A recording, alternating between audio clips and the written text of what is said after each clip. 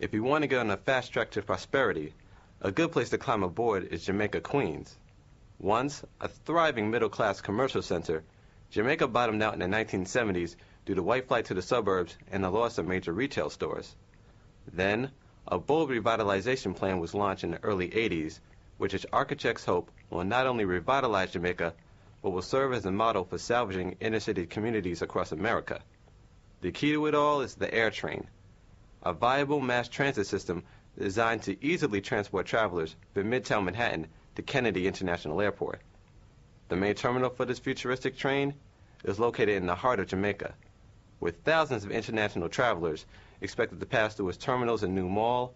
The air train promises to be the cornerstone of Jamaica's economic recovery. So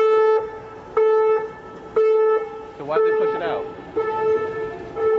With the completion of the air train in 2003, Jamaica Station will be a hub connecting rail passengers from Penn Station in Manhattan and the entire Long Island Railroad to New York's largest airport.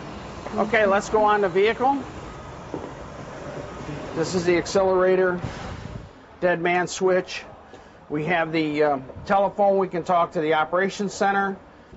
Clyde Hayes, general manager of the air train, offered us a tour of the new facility. Actually drive the trains. Anything on the other side of the wall is automatic territory. All of those trains sitting in the storage He was joined by spokesperson Gregory Murphy, who talked about the impact the air train will have on the Jamaica community. But it's created all kinds of hoopla, and they're talking about a new hotel, they're talking about parking. It's going to be a resurgence, I think, for Jamaica. With the arrival of the air train and its businesses, City Councilman for the 27th District, Leroy Comrie, feels that Jamaica is on the right track. We have a transportation system, a linkage to the city, hopefully a one-stop ride from the airport to downtown Manhattan. Along with better transportation, shopping has improved in Jamaica thanks to the Matone Group. Joe Matone and his two sons, Carl and Michael, built the new $83 million movie theater and its adjacent shopping complex. They had the hard task of convincing major retailers to return to Jamaica for the first time in 30 years. A lot of retailers saw it as a minority community and stopped looking at that point. Joe Matone agrees with his son Michael on how hard it is to convince national retailers to come into an urban community. And there were no real examples that could be pointed to. We were kind of on the cutting edge of a lot of this convincing. What advantages are there in having a national chain come into a community? With the national retailers we've assembled will help as a catalyst for other retailers to come into the neighborhood and understand to come on in, the water's fine. Small business owner Ed McCrae does think the water is just fine and recently expanded his Brooklyn-based business when he opened his ethnic shop, Nubian Heritage, on Jamaica Avenue. Jamaica Avenue is the shopping avenue, of Queens. I mean, there's a lot of history behind Jamaica Avenue. 25 years ago, at this time of the evening, the streets of Jamaica would be abandoned. The last national retailers, Macy's and Lerner's, had already gone and taken the grand movie theaters along with them. The crowds of shoppers had been replaced by drug dealers and gang members. Businesses failed, buildings had been left abandoned, and the hopes for something better began to fade. Jamaica remained in that decline well into the 80s.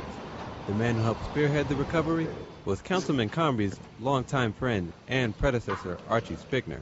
He brought in large public sector projects: the Social Security building, a subway station, bus terminal, and was even able to fix a few potholes along the way. Merrick Boulevard was probably the most bumpy, lumpy road in the Western world. It wasn't unusual to get a flat tire or a cut tire from hitting a pothole. But on the overall, I think the most dramatic change in Jamaica as I go through the area is that every vacant lot, where there used to be lots, we used to get complaints about dumping in the lots and dirty lots and this kind of thing, they're all being built on. He worked to make sure that the businesses on Jamaica Avenue were given an opportunity for economic empowerment and development. Councilman Comrie and Spigner also fought for the land where York College now stands. Bringing York to Jamaica was perhaps their greatest accomplishment. There's nothing wrong with having a lot of educated people in the community. It's the best thing you can do.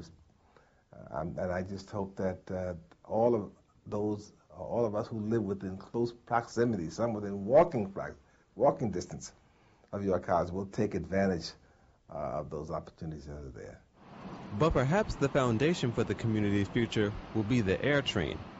It promises to make Jamaica the focal point for thousands of international travelers, which could mean untold economic fortunes. I'd like to see a major underground